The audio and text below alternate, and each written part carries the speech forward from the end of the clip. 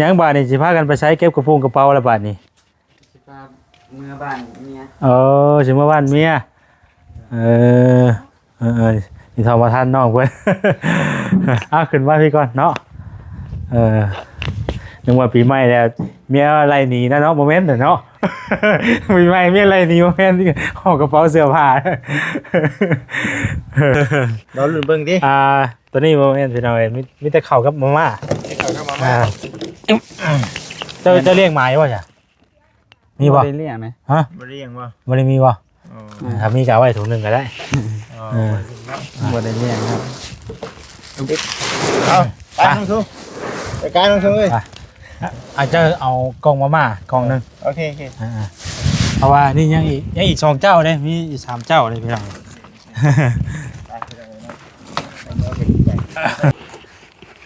มีข้าวอะไรครับมันมีมาม่ามีเงินจำนวน500,000พี่น้องเนาะ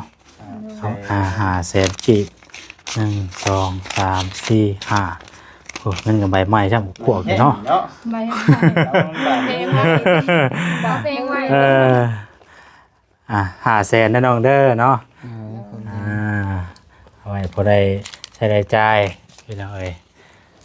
ก็เป็นเงินของทางแม่ยายตาโอ้ให้เมียเลยบ่นี่ เมียเป็นผู้เก็บนะ มันมีกระเป๋าเงินแล้วบ่นี่เนาะ ดีแน่ มีกระเป๋าเงินพิเศษแล้วว่าซั่นนะ จะลายที่จะเลื่อนไปห้ามแบบที่เป็นน้ำดินบ่เนาะ ตัวต้นน้อยๆนี่มันก็เป็นลายแท้นี่โอ้สลายสิกินตัวนี้เนาะ ไม่ใช่บ่ใช่ จักชำไรติ อ๋อเป็นนานาต้นมะม่วงเขาจึงสายบุญนานาซื้อมาให้ แม่นบ่แลนี่น่ะมันก็ได้กินแล้วบัดนี้เพราะว่าหลายปีเด้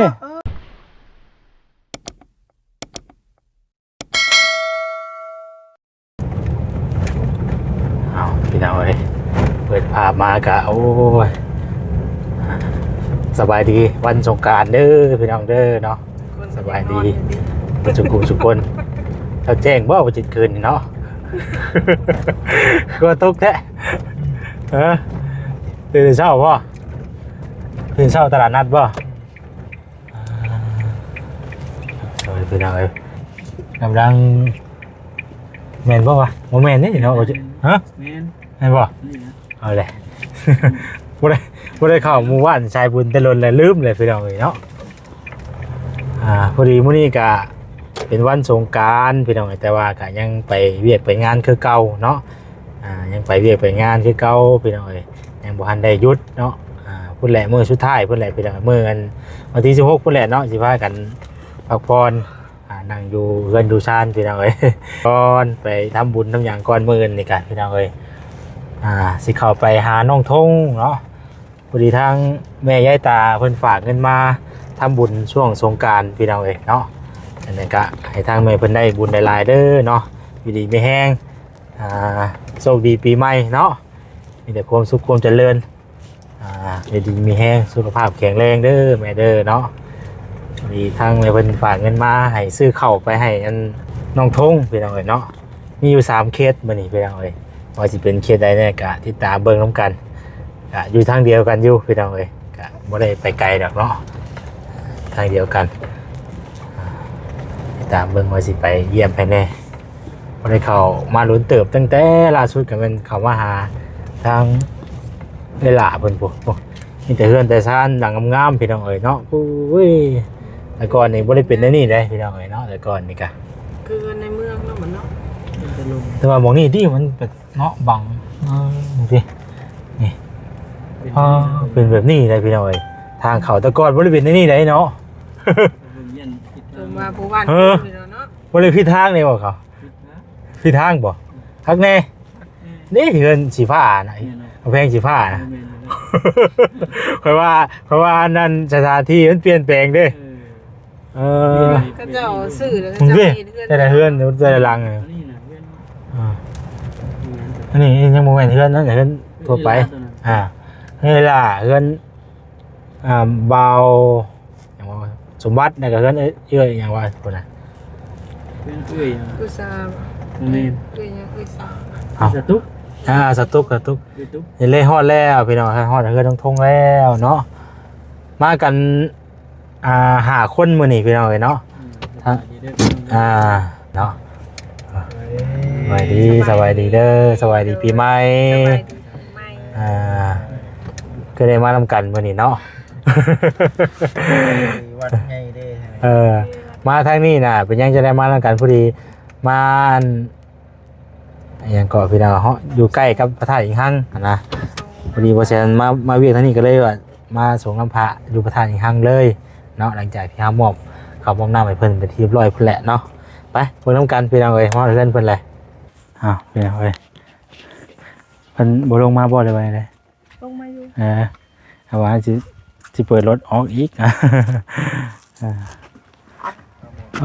พี่น้องเอ้ยบ่ได้เข้ามาโดนเนาะอันนี้เฮือนน้องทงว่ะนี่พี่น้องเอ้ย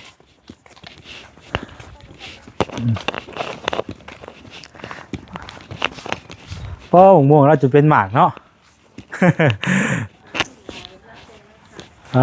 สบายดีเนาะสบายดียังบาทนี่สิพากันไปใช้เก็บกระพุ้งกระเป๋าแล้วบาทนี่ เมื่อบ้านเมีย สิมาบ้านเมียนี่ทอมาท่านน้องเพิ่น ขึ้นมาพี่ก่อนเนาะนึกว่าปีใหม่แล้วเมียอะไรหนีนะเนาะโมเมนต์เนาะ ปีใหม่เมียอะไรหนีโมเมนต์ที่ห่อกระเป๋าเสื้อผ้า โอ้ยพี่น้องเอ้ยโอ้สิเมื่ออันบ้านนั้นแม่ไปเท่าบ่ แล้วบอกให้ไปหาเราอยู่ห้องหมอแฝงแล้วเอาแม่ใหญ่ขึ้นมาปัวในห้องหมอเวียดเลยเขาหับบอลได้เขาก็เลยส่งไปห้องหมอแฝง อ๋อแบบว่าเพิ่นเอาไปเกาะจะบอกกินนี่เอาไปเกาะมาปัว เต่าใหญ่ เอาไปเท่าใหญ่มาเข้าห้องหมอ ดู เขาจะเอากลับบ่ได้ ดู แต่จะเอาเข้าห้องหมอ แฝง ห้องหมอแข็งเพิ่นมาห้องหมอเวียด ดู อ๋อมาห้องหมอเวียดแหละเพิ่นทำบ่ได้แหละส่งเข้าห้องหมอแข็งต่อ ดู อ่า แดดเพิ่นบอกให้ไปหาเพิ่นที่ห้องหมอแฝงและอันนั้นก็เลยสิเมื่อพร้อมกันเลย อ๋อ ไปเยี่ยมคนอยู่หมอ สบายดี สวัสดีเด้อว่าคำเด้อ สวัสดีปีใหม่เนาะสงกรานต์ไม่ โอ้พี่น้องไปทางไหนแน่ฉันน้องสงกรานต์ ไปทำการเถอะเมื่อบ้านแล้ว สิเมื่อวานก่อนเนาะ เมื่อบ้านเลย สิเมื่อวานก่อนแล้วบัดนี้ไม่เท่ากับบ่สบายบัดนี้เนาะจะได้ไปเมื่อวานน่ะก็ไปเยี่ยมเพิ่นก่อนบ่ได้ว่าได้ ก็ถาเมื่อพร้อมเพิ่นนะ แต่ว่าสิไปบ้านก่อนเนาะ ไปห้องหมอก่อน เอาไปห้องหมอก่อน เพราะว่าเพิ่นมาห้องหมอแล้วก็ มาห้องหมอไว้แล้วตอนนี้น่ะ ไปเยี่ยมคนก่อนนะเนาะเยี่ยมคนก่อนแล้วเมื่อพร้อมกันเลย แม่ แรงๆเขาแหละเนาะ อ๋อตอนช่วงแรกจังสิมาพี่บัดนี้มาบ้านอันแม่เจ้าพี่บ่ แม่นบ่ มาเมื่อบ้านพอดีเมื่อบ้านแม่เฒ่าเลย เอาไว้ไปเท่าเลยหลังจากที่ว่าไปหาหมอแล้วก็กลับมาพี่เลย ข้างอยู่เยอะ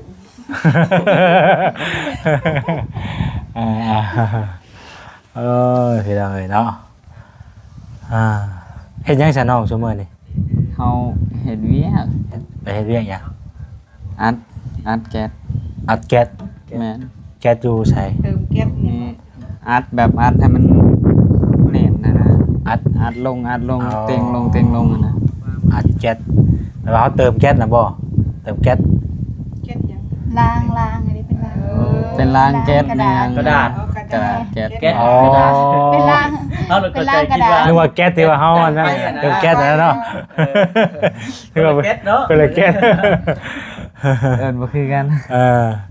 โอ้ไปอัดอันให้มันแน่นแล้วก็ให้มันเป็นเหลี่ยมน่ะบ่ แม่นเป็นสี่เหลี่ยมแบบเฮาก็มัดแล้วก็ส่งแล้วเพิ่นก็ส่งขายต่ออีก คือว่ามีข่าวดีได้เมียอันมีน้องน่ะบ่บัดนี้ เดี๋ยว จักเดือนน่ะเนาะ 7 เดือน 8 เดือน เอ้า 7-8 เดือนแล้ว บ่ได้ใหญ่บ่ได้ โอ้7 8เดือนแหละ เออ โอ้ใกล้แล้วซะเนาะ7 8 9นี่อีกซอง โดย ผู้หญิงหรือผู้ชาย ผู้ชาย ผู้ชาย เสียงทองเนาะ เสียงทอง บ่ในช่วงนี้ก็อีกหน่อยนึงอีก2เดือนอีกหน่อยนึงบ่ได้บัดสิออกอีกจังมันก็สิแบบท้องเฮาก็มันก็สิเงา อันนี้หา ผู้ กัน เก่า เจ็ดเลยเนาะ อาจจะ7เด้ ยังสิอวยอยู่เด้ติ คือเฮาไปหาว่าน้องนกว่านี่เห็นบ่ อันนั้นก็บ่ได้เกินประมาณ4-5มื้อแล้วบ่ครับเว้ยนะกะ เจอวันเจอประมาณก่อนเลยจ้ะ ก็เลยให้ไปพาข้อจะได้ป้าให้ลงผู้เนาะน่ะ นั่นเนาะ อันนี้ข้ออันนี้ยังบ่ทันฮู้เลยแต่ดิเนาะข้อจะเพิ่นก็ได้แล้วว่าบ่น้องโทอันคือว่าเพิ่นอันนี้ก็ ง่ายไง ข้อง่ายก็อยู่เฮือนเนาะ โดยยันได้เข้าหมออะไรกว่า เฮาก็เบิ่งตามสภาพนั่นแหละเนาะตามอาการเฮาเจ็บแบบใดก็ว่า สิไปหาหมอซะ เฮาก็ถ้าว่าคักแท้ก็อยู่กับแพทย์กับหมอเฮาก็สิปลอดภัยกว่ากันเนาะเวลานั้นนี่มาก็ทวงทันสินะพากันอยู่2คนนี่แหละว่าบ่ อยู่กับน้องผมเอาน้องลินเพิ่นมาอยู่เป็นหมู่เพิ่นได้ปัดไปเฮ็ดเวียก อ๋อ เพิ่นมาซอยกันเฮ็ดนั่นเฮ็ดนี่น่ะ อยู่กันอยู่ชาตินี่ได้เนาะ หน่อย เป็นจะได้จาก YouTube เอาลงคือบ่ซุมื้อนี่ โดยก็ถ่ายอยู่ก็ให้เพิ่นเป็นผู้ถ่าย แล้วเจ้าก็ไปเรียกต่างหากซอยกันเนาะ โดย ดีแล้วเป็นเอาไว้พากันเฮ็ดกันหาซอยกันดีว่าจิตมาทำกันพร้อมกันเลยพี่น้องว่าทั้งน้องเพิ่นพาวเลย ข้าวเนาะ อันนี้ก็เหยียบร้อยเช้ามาเลยว่ากินอีกอะ ตอนแรกว่าอยากให้อ้ายมาส่งได้ ส่งอยู่อันนั้น ส่งอยู่ใส่ ส่งอยู่นี่ละอยู่ ห้องหมอ ห้องหม อ๋ อ อได้สิไปทางนั้นอยู่เด้เขาว่านั่นก็ไปพร้อมกันเลยก็ได้เรื่องโอเค แต่ว่านั่นได้นอกนางนอกแล้วมันคนเต็ม โดย ได้บ่ นั่งอยู่ใช่ไหม เป็นหลายคน นี่เนาะ ว่ากันเดินทางในก็เต็มแล้วนะถ้าเพิ่นก็บ่ไกลปานใดเนาะ ตะกี้ว่าสิไปน้ำไผ่สายสมุนว่าคือทางง่ายบ่ได้มามื้อ ตอนแรกว่าสิเอารถจักรนี่แล้วไปพุ่นแล้วก็สิให้น้องแหล่เพิ่นไปหับเอาอีก อ๋อ ไปหับเอารถนี่ หลายตุ๊กหลายเตาเนาะ มันหลายเตาได้เขาจะยังจะไปทางนั้นอยู่เด้ไปนั่นก็แล่นเข้าไปนั่นเลย บุญฮอดจองใส่เนาะอะไรกันได้ ไปส่งนอกมันก็ได้ไปหน่อยเนาะสิกลายไปทางนั้นอีกอยู่มีเขตหนึ่งอยู่หั่นน่ะไปซะเฮาก็บ่ถามอย่างไรไปเนาะพอดีว่ามื้อนี้น่ะทางบ่แสนซื้อข้าวมาให้นะซื้อข้าวทาง โดย แม่ยายตาพี่น้องเอ้ยเนาะทางแม่เพิ่นก็ทำบุญส่วนสงกรานต์เนาะซื้อข้าวมาให้น้องทงแน่ว่าซั่นเพอมื้อนั้นเห็นคลิปทางนี่แหละเมียเจ้าซื้อเฮาจังไดก็ สื่อสา ชื่อซา โดย น้องซาพี่น้องเอ้ยเห็นเสียหญ้าเสียตองอยู่เพื่อนน้ำชาตินี่แหละว่าซั่น ดูมันอยู่เด้เนาะเมียลูกเมียเพิ่นก็ได้ว่าซั่นนะคือว่าเห็นถือผ้าถือหยังอันน่ะ ได้เท่าไหร่ก็เอา8 ได้ซื้อข้าวมาให้ 7-8นี่แหละ 8 เดือนแล้ว ถือว่าใกล้แล้วเนาะ 2 เดือนกวดแล้วว่าเป็นผู้ชายผู้หญิง ผู้ เป็นน้ำแม่ ชาย สาวว่าในท้อง ผู้ชาย ผู้ชาย ทรายได้ซื้อแล้วว่าเนาะยังบ่ ได้บึกทึก เดี๋ยวซื้อไว้ไหนเด้เนาะ ดีได้ได้ดูใจกด เป็นมาเบิ่งพี่น้องทั้งแม่ชื่อชาเนาะพ่อชื่อธง ดูซื่อๆได้ได้ติ ชาติบ่ ทงชาติเอาเนาะ เสียดาตั้งชื่อลูกกันได้ เดี๋ยวเรามันคิดมันสิคองกันได้แต่เดี๋ยวชื่อชาติน้องชาติจ้ะ เขากันเจ้าผู้ชายว่า ก็ได้ เลยก็ต้องว่ากันพี่น้องเนาะให้เพิ่นออกมาก่อน จำนี่บ่จักว่าเสียตั้งชื่อให้อานนท์น่ะใน7 เดือนไป7 เดือนไป คือที่แรกเนาะคือได้ใจแหละเนาะ มีชื่อก่อนออก แต่ว่าผู้ที่ชองจะขึ้นยากอยู่จักแหละบัดนี้ คืออยู่ว่าคือสิมีอยู่ถามผู้นี้ไงก็ จะว่าได้เนาะ ว่านี่จะว่ามีแล้วไปจักแล้ว ว่าเร่เนาะที่ว่าได้หลายเดือนเลยแล้วจังไง ขนาดว่าบ่ได้ถือก็ยังสิช้ำกันแหละคนแล้วนะ ได้ก็ยังไง บ่แม่นถือเราไปจักซะถือเราไปจักซะ เห็นต้องใจเห็นว่า7 เดือนเป็นเช้าก็โทษข่อยอ่ะ ไปใช่ไปเนาะเดี๋ยวไปย่อเข่าซะก่อนป้าน้องไปย่อเข่ามาไว้ก่อนไปนึกว่ามีอะไรลงทุ่งไปนี่ไปใช้บาทนี่ว่ะ งานได้นี้ โน้ตเห็นกระเป๋าจอยเหรอ เอาบ่ดีถือกระเป๋า มาหอดเห็นเป๋าจอย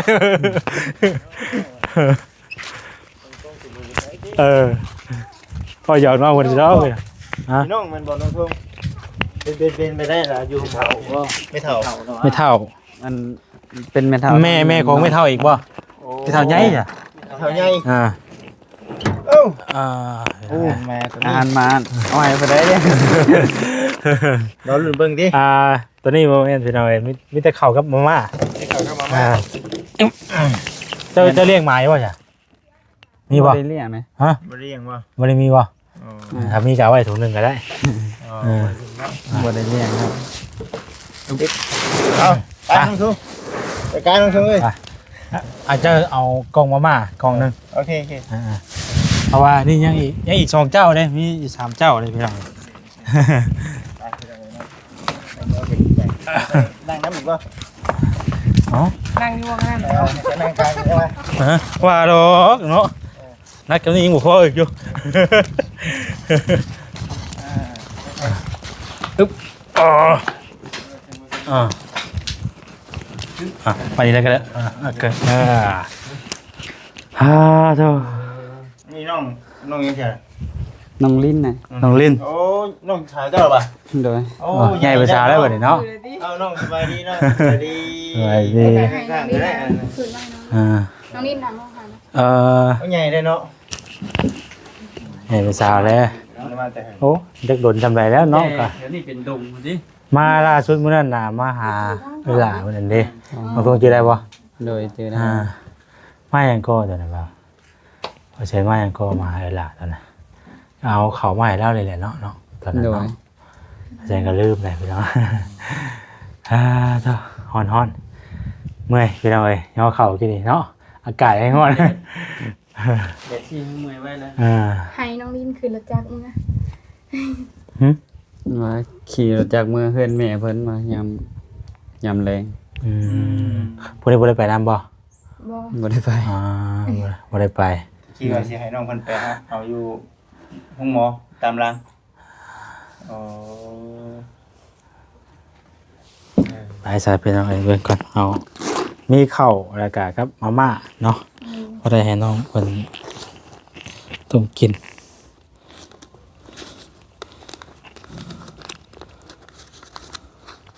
แล้วก็มีจำนวนเงินอีกมีข้าวแล้วก็ครับมันมีมาม่ามีเงินจำนวน500,000เป็นเอาไงเนาะ500,000กีบ1 2 3 4 5โอ้เงินกับใบไม้จ้ะพวกอยู่เนาะ ใบให้ เพ เพ ล ล ง งไว้บอกเพลงไว้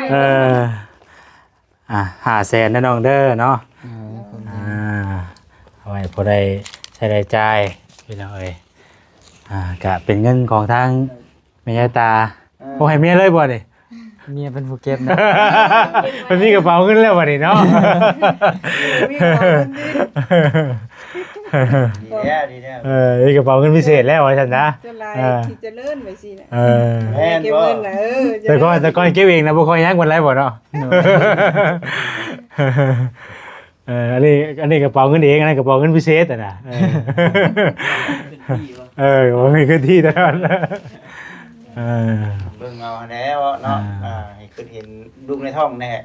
ใช้จ่ายกับประหยัด แต่ว่าทางนอกเพิ่นก็ถือว่าไปเฮ็ดเวยกเฮ็ดงานเนาะช่วงนี้ก็ได้ซอยกันทางงานเนี่ยก็ถ่ายคลิปนำเพื่อนน้ำซาน อัด ถ่ายทางเท่านี้ อัดกระดาษ เอาแบบว่าแบบง่ายๆว่าแบบเข้าใจเอาแก๊ส เอาแก๊ส เข้าใจแล้ว จากไพ่ไม่ได้หน่อยเก็ตด้วยเห็นไหม เอาแก๊สดิ แม่น ก็ดีแล้วพี่น้องเนาะเพิ่นพากันเฮ็ดกันหาเพื่อนน้ำซานก็เฮ็ดไปดูแลไปนะเพิ่นได้เฮ็ดได้สร้างให้เฮาเลยเนาะ โดย ได้มีหมู่อยู่หมู่เซาเลยเด้เข้ามาอีกมื้อนี้เป็นหมู่บ้านเบิดเลยเนาะ ลงทางเขา เพื่อนเริ่มร้ายเลย เพิ่นเต็มหมดเลยตะกี้บ่ได้เป็นอันนี้แล้วแหนมทะลุฮอดเบิดผู้ฮอดทางผู้ตะกี้วันนี้โอ้ย จมบนวันทุ่งหน่อยที่วันทุ่งพามาอยู่เจ้า แล้วน้องทงให้มาอยู่ก่อนหมู่เลยเนาะน้องเนาะ โดย โอ้ยตะกี้สิเว้าช้าอยู่แถวดิ ครั้งแรกว่า เดี๋ยวน่ะเป็นปาก ทางจนเหลื่อมบ่ นี่ทางจนทกบาดนี่โอ้ยเนาะว่ะเป็นไรน้องทง เมื่อกี้บ่มีได้ต้นไม้ต้นตอกนี่นี่ มันก็เขาที่เขาทางบ่ได้เนาะ แม่นปลูกภายใน2-3 ปี4 ปีแหละ อืม ก็ใหญ่เนาะใหญ่ไว้ โดยเอามีแต่ขอบคุณขอบคุณทางแม่ยายตาเด้อจำได้บ่แม่ยายตาจะเคยได้ยินบ่ชื่อนี่ คือบ่เคยอยู่แต่ว่า โดนเลยเนาะ โดย เพราะว่าทางแม่ยายตาเพิ่นก็เคยซอยน้องทงมาหลายอยู่พี่น้อยเนาะซอยเรื่องข้าวเรื่องน้ำจำปาแล้วก็นั่นก็โทรศัพท์นั่นก็แม่นเนาะ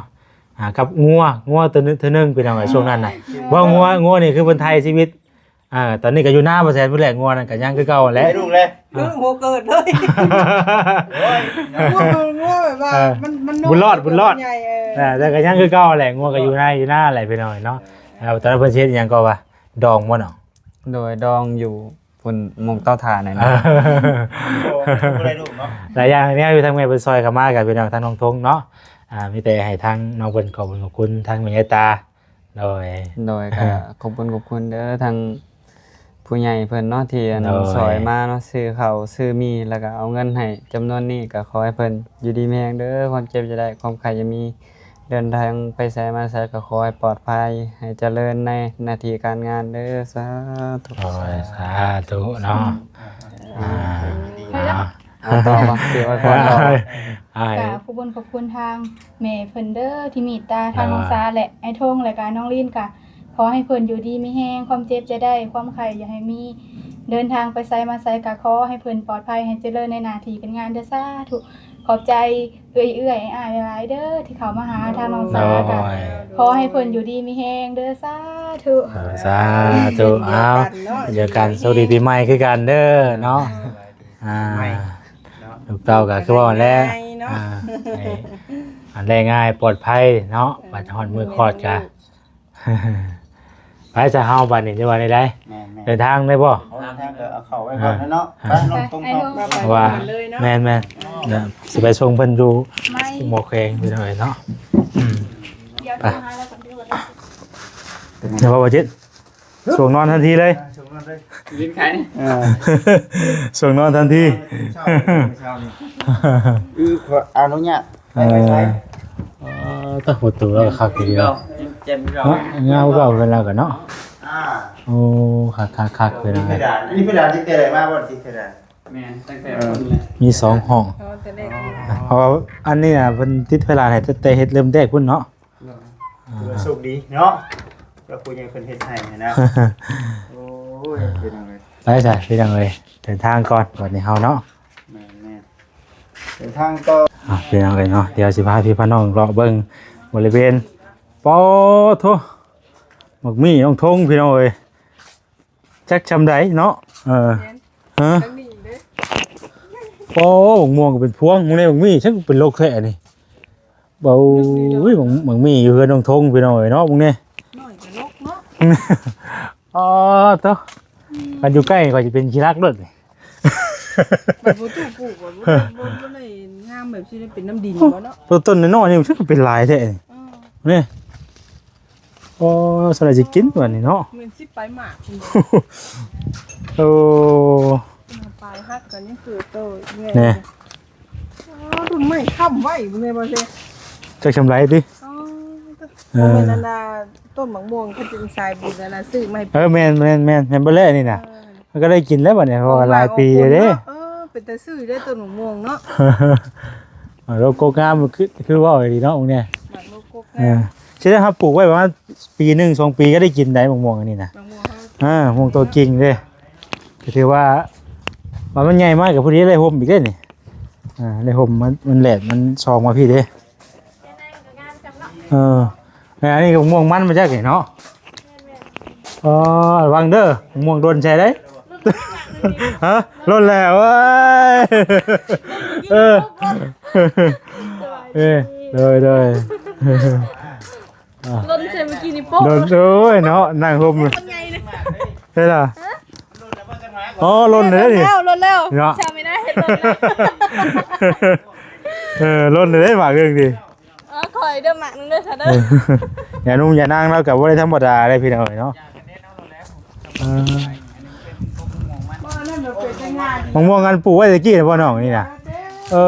เร็วเซ็ตรถอีกแล้ว รถอีกแล้วเอาเลย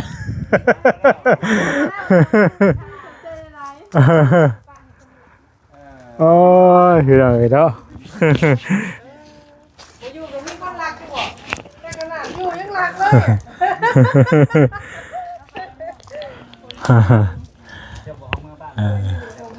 ไปสายพี่น้องเอ้ยเนาะก็สำหรับคลิปนี้ก็จะได้ขอตัวก่อนพอดีจะไปส่งข้างนอกเพิ่นอยู่อันห้องหมอเลยพี่น้องเอ้ย